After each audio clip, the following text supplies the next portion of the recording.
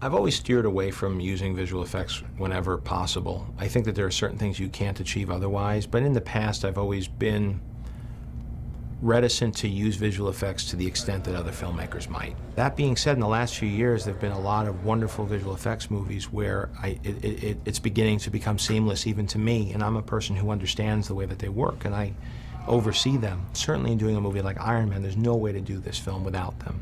And so the balance that you try to strike as a director, I think, is to mix up the visual effects with practical effects in a way where you start to forget where one begins and the other ends.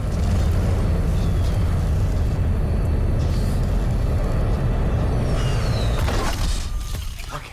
We looked at all the vendors that we could have doing the special effects on this, and we isolated different companies all over the world that we thought would be good. We looked at them for specific tasks that we thought they might be the best at. And within that, we looked at a bunch of tests that they did.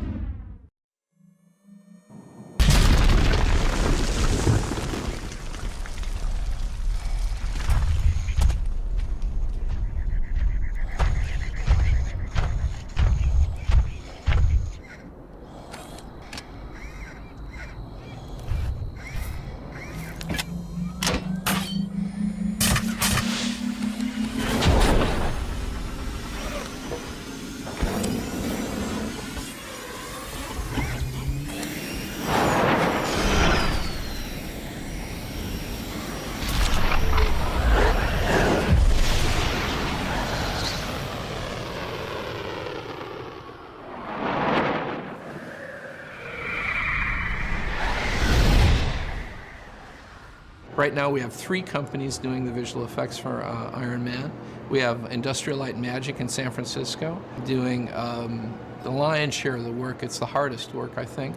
The Orphanage, also in San Francisco, which are ex-ILM people and now have a smaller company, and they're doing some of the smaller stuff. And then we have a very small house in Vancouver, Canada, called the Embassy, who's doing the Mark I sequences, which is the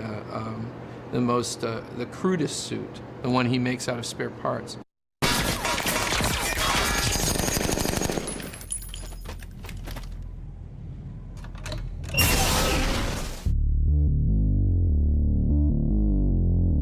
Doing Iron Man, it's something that's been a lot longer process. It's more like a marathon than a race, but it's been something that everyone's been really, really into doing. We started with the scan that we were given, and the scan didn't include all of the pieces, so we had to go in, add pieces that weren't included in the scan, and adjust things that maybe weren't entirely accurate. So there was a lot of remodeling that had to be done to get it to the final state. And then we had to also do what we call unwrapping, which is you give this look, you basically flatten out all the pieces so you can then texture it with photos or hand-painted textures. We were also given a lot of high-res images of Robert Downey because there's a few shots where he approaches camera, the suit comes right by camera. And so using those images, again, we have to like flatten it out to get facial textures going. The first Mark suit has all the different signatures of all the parts that are on it. So, you know, you'll see a little bit of paint from one, you know, an insignia of Stark Industries from another. Little details like spinning fans in the back and things like that were added too. We did also rig up these pieces. These have the drive belts that kind of control his legs. So every time you move the leg up, everything rotates to correspond. Well, it's pretty damn close to the actual practical guy. I think we can cut back and forth, and it's pretty seamless, I think.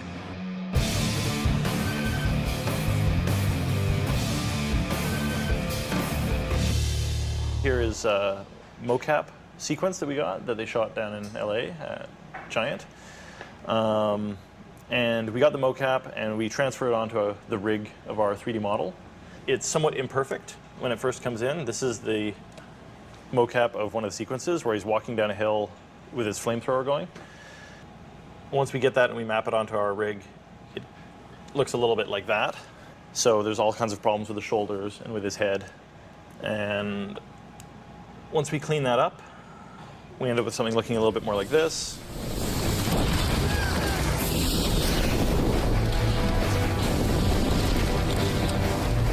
This is based on a still shot. So we have a still plate that was actually scanned at eFilm at 4K so that we can move in on the plate and actually do a camera move down through it that's added into post. But anyway, we take all those layers, which are the CG Iron Man. There's computer-generated smoke that goes in front of him as well to blend him back into the background. The CG reflection pass, and then color correcting. We even have little Robert Downey's eyes in there, and he's blinking up and down. Actually, a little bit.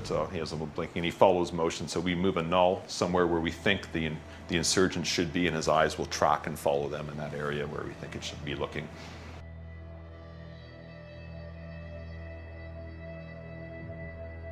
So this is one thing we did where, for one thing, the guy in the suit could not stand up like this or bend in that position.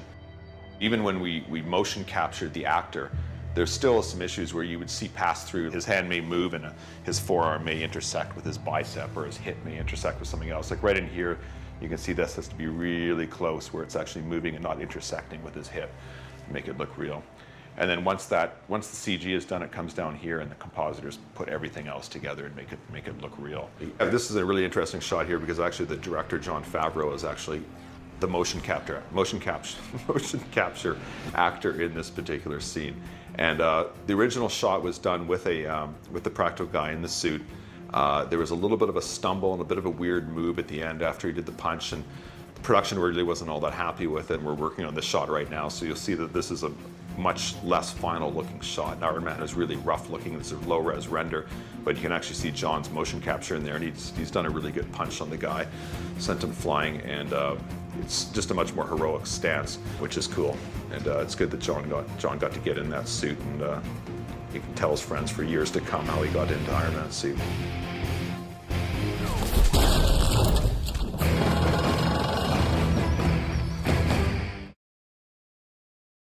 Everybody in our industry wants to make shiny metal robots, you know? So having a big metal robot guy running around blowing things up is kind of your dream job.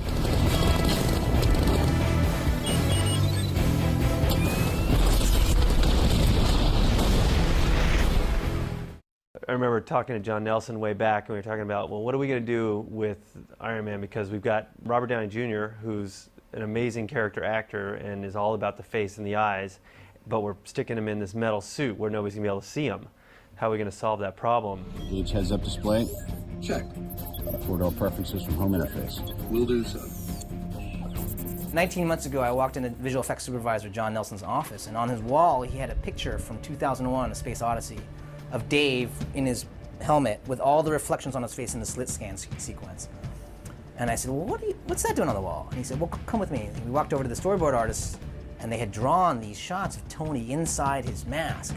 But they weren't inside his mask because there was this depth to it with graphics in front of his face. And I said, that's going to be the coolest thing in this movie. The HUD was, in many ways, kind of the dream job that we always are sort of dying to get at the Orphanage. I mean, you know, we're a visual effects house, and oftentimes we are asked to do visual effects where it's like, make this jet look exactly like a jet, or make this explosion look exactly like you know exactly what it looks like.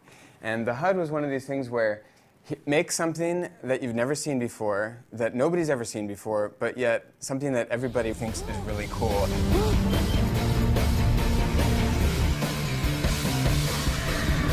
It was like a dream.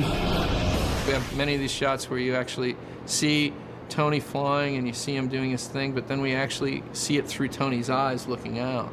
And that's a big challenge, to make all of that work in a way that keeps it all the spectacle within a believable sphere. As a graphic designer, you're constantly striving to make what we consider a good design. And good design always starts with, what's our playing field? What are we trying to do here? What are our constraints? Every single widget that's in these shots, every single thing that's there has been thought about. The audience may not pick up on what that is. They just know they can relate to it because it's intuitive. And that's a word that came up over and over again in this HUD design process is it intuitive? Every widget was supposedly a collapsed, complex mechanism. But once it was activated, it would explode open in z-axis space. So information is simple at first, but then becomes more complicated and revealed as you need it. The other notion was that it's sometimes Jarvis is bringing up information to him, and sometimes he's calling information from Jarvis. Sir, it appears that his suit can fly. Duly noted. Take me to maximum altitude. With only 15% power, the odds of reaching that are... I know the math! Do it! John Nelson came to me and said 3 things had to happen. 1, it had to be performance driven. You had to always feel Robert, what he was doing, and you couldn't obscure his performance. You had to let it drive what happened. 2, you had to let the Z-axis, you had to really feel the Z-axis space in the HUD. So you wanted to feel the depth of when graphics came to him and how it was displayed. And 3, you should always have what he called an alpha event, or something that it was doing at that moment. So each shot has one thing, at least one thing that you could point to and say, this shot's about targeting. This shot's about horizon lock. So once we sort of figured that out, it drove the rest of the process. Our approach on the design of all the HUDs together was that the Ironmonger HUD was the HUD that Stark Industries released to the military. So it's a bare bones, aggressive fight battle HUD. And so we used sort of this vector style of graphics, and Jon Favreau sort of referenced these kind of asteroids and that level of graphics. And so we use that as sort of the touchstone for the Monger HUD. And it's aggressive, and it's mean, and it's a little bit primitive in sort of what you would expect the military to have. Then we went to Tony. We said he would take that technology and make it his own. He would make it slick just like he is. He would really think about the UI design. You know, we had so many conversations about color. The 80s was kind of like amber was high tech, and then in the 90s it kind of went into blues and cyan. So we went with a cyan, which was not quite a blue and yet not quite a green. If you notice in the beginning of the HUD work, there are 2 modes. He's in sort of the beginning analysis mode, and then he switches into flight mode, and all the widgets sort of move around and they do this sort of conversion process. We said, we need to show progression, because all of Tony's technology shows progression throughout the movie. So by the time he gets to the Mark III, it's just one HUD, whether he's on the ground or whether he's in the air, and that was a conscious choice to show the progression. So it was funny because Wesley Sewell, who was an additional supervisor for the production on the show, came to me when I was sort of doing my early look dev on the HUDs, and he said, you know what would be cool? White HUD. And I looked at Wes, I said, that's a great idea. And we can use color to accent. The white interface is the cleanest, the simplest. In a way, it's like the least obvious and the most obvious at the same time. Because we thought simplify is going to make it really clean and simple.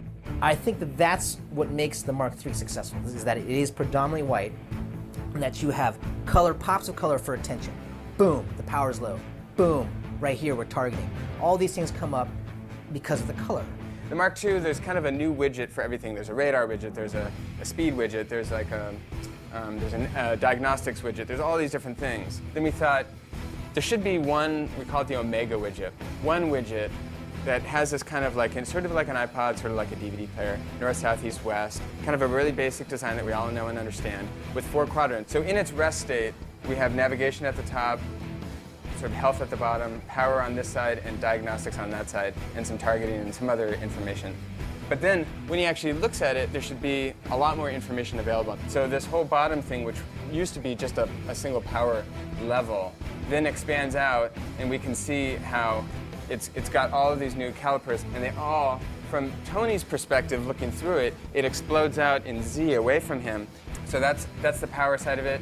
Then the health side of it, at first there's a couple parameters for the health, and then it explodes out and shows him a little Iron Man and his own kind of thing. And then the navigation is the same way. Extra controls kind of pop up. I see all the great work that those guys in the Orphanage did to make the HUDs great. And my hat's off really to Dov Rock and his crew of people up there at the Orphanage. Jonathan Rothbart, the overall supervisor, did a great job with these HUDs, and I'm really happy with it. Jarvis, sometimes you gotta run before you can walk.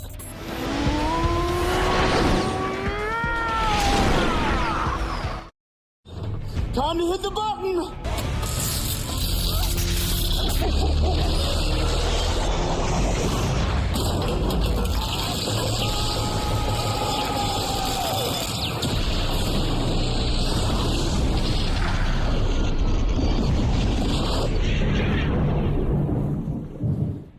It's funny, you go into a project like Iron Man and you say, okay, well, we've done robotic sort of things, we've done vehicles, you know, this should be okay.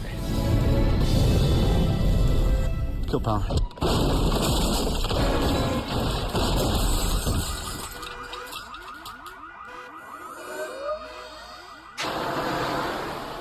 This film has a real unique difference from robot films in that the characters are you know, they're human beings inside these suits. They're more like knights in armor.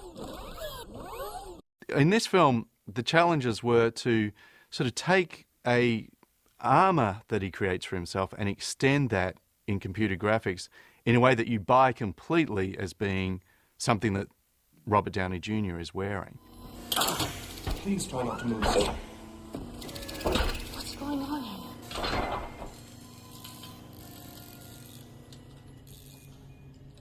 Let's face it, this is not the worst thing you've caught me doing. I went over and talked to some of our best hard surface model people, Bruce Holcomb and Ron Woodall, and basically said, oh look, I've got this project coming called Iron Man, we have to do a test. And they jumped out of their seats and hit the roof laughing, and it was like, yes! We had just sort of not maybe a month prior, not having heard anything about, the project starting. Maybe a month prior, started seriously talking about trying to do something with it again. And he and I both had made the backgrounds on our machines Iron Man related, images, just to sort of daily inspire one another. And he used to say, we're never going to get this thing done. It's a big pipe dream. And then that's when Ben did come and kind of mentioned it, and he basically said, see, I told you they were going to do it. Now they got it, and now you can't do it. It's interesting, Jon Favreau's approach to filmmaking, which makes it really great to work with him, is it's almost Altman-esque, which is kind of an odd thing that you see. You don't normally run into that with visual effects. A really gratifying side of that is that you get to contribute ideas, and it's a collaboration, and he would challenge us. Jon Favreau's approach to the creatures, the way they work, he didn't want it to be kung fu-y. He wanted it to be more like, bare-knuckle brawling. He definitely has like kind of the cool library in his head of, cool YouTube stuff. Jon Favreau is very much about invisible visual effects supporting the story. And we talked a lot about stressing what the suit could do and not creating shots just to show off the visual effect there. We want to create a shot to tell the story and tell it well. Iron Man didn't feel like it was approached like a superhero movie. It felt like it was approached like something with more realism.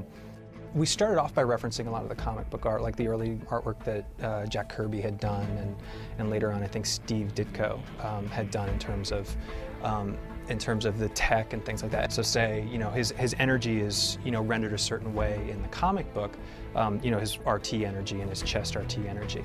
But how does that translate onto a photorealistic environment, say on screen, where, you have to believe that this energy is powerful enough to, shoot a car out of the way or shoot him through the sky like a fighter jet.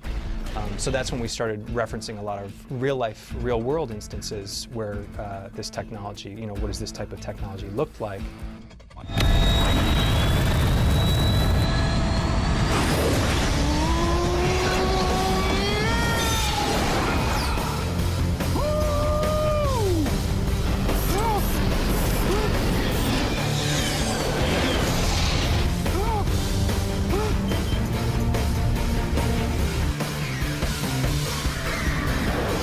Dream. We actually put a lot of work into saying, okay, based on the design of the suit, how would he then use this to fly? How would he make his flaps come out? What would he use to steer? That sort of thing. Tony's suit is so tricked out and fully featured, and bits fold out of it, and he's got weapons that pop up from it. And we actually built a whole underlayer to the suit to try and make it, you could really see, I can kind of get a sense of how this thing's driven and how it protects him and makes him strong. All of the under-tech stuff that is underneath the suit kind of got developed as we went along through the movie. And there are many shots of Robert Downey Jr. with a lot of the under-mech on his arms and then on the boots, which I think they made practically as well.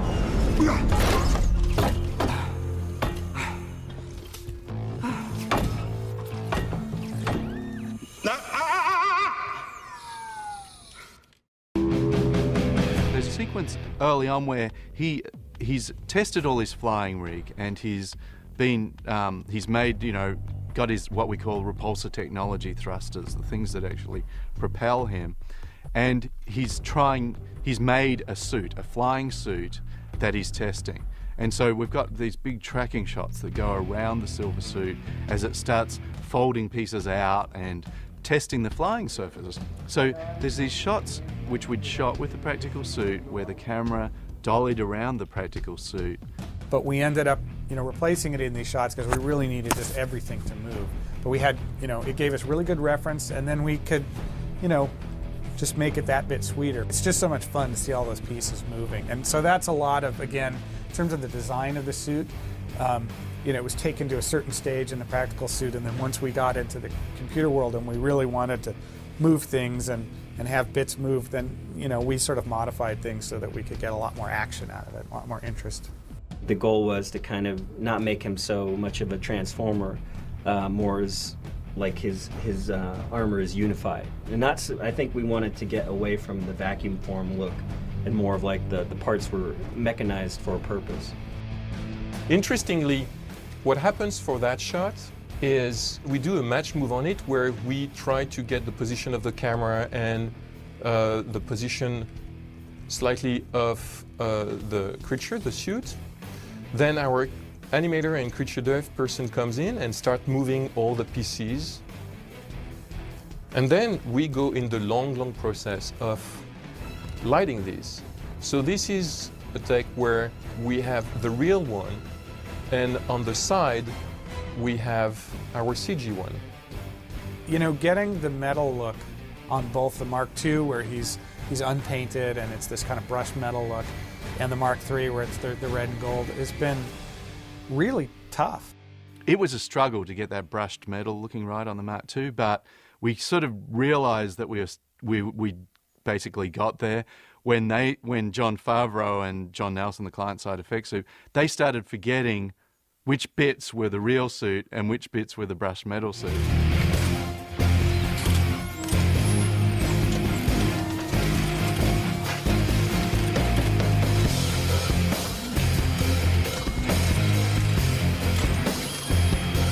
That sort of marriage of the CG and the real, where you're not sure where one ends and one... that's something we always strive for. In one scene, we'd filmed Robert in a helmet and very little else. Initially, there was a slightly different take on that whole event. Iron Man was going to crash land on the roof, and he was going to be trying to rewire some stuff on the roof, and then Ironmonger was going to land on the roof and interrupt him. Now, during the evolution of the film, that changed, and Robert actually had thought he'd got rid of Ironmonger, that he's gone now. I've solved the problem. I've got to limp back home on, one RT because the other one's busted up, and somehow make it back to the Stark campus.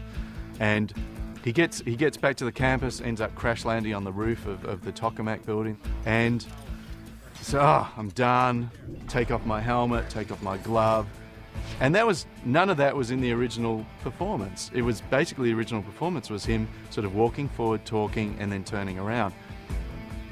So the animators had to come in and put a front end on that, because we still needed him to open the helmet and it be Robert Downey and it all to match. But the front end, he had to do a quite different performance while he was still Iron Man.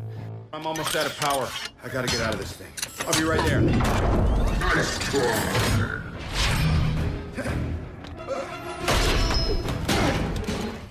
We actually went out and took a lot of photographs of all the sets that we were on so that we would have virtual backgrounds. We could recreate the sets in the computer on an as-needed basis. So then we had the option, when Jon wanted us to free up the camera. And so we can actually move the camera around to places that it never was in the original footage. So then when we come back to the shot and do our version of it, we're panned a lot more to the right, and we've added all this in over here. This is all digital now, but we've mapped on photos that we took of the real set and then put in the sky so that we can really stretch it out and have a much bigger camera move than we had in the original shot. And then the jump is a lot bigger now, with a more heroic moment in the middle of it. We tried to get what we've been calling a Marvel moment, which is sort of, here, where he's really flying through the air, he's got his fist up, and he comes down for this big punch.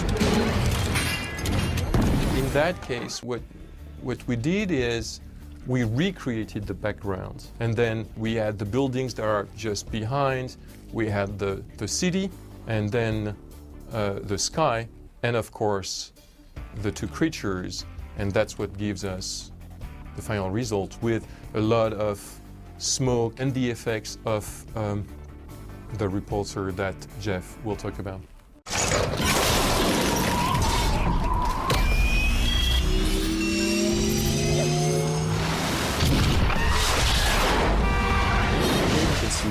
Some of the various types of elements that went into making like the RT effect on like the foot.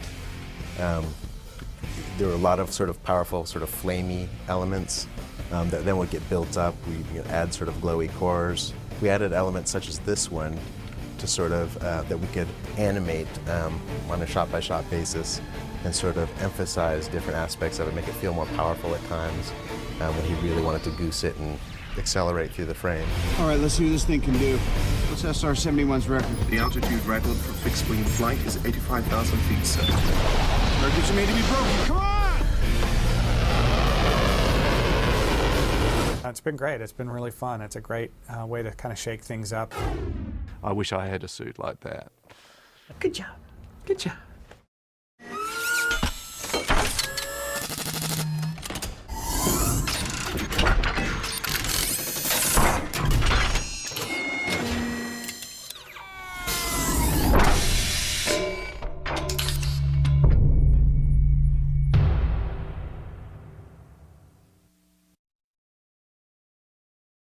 Hi there, here's today's Daily Fact. As of 2019, the number of films in the MCU seem countless, with so many Avengers films along with standalone movies with characters that range from Ant-Man to Doctor Strange. But the very first film in the universe was back in 2008, with AC/DC blaring in the background and Robert Downey Jr. as Tony Stark wearing the famous Iron Man suit.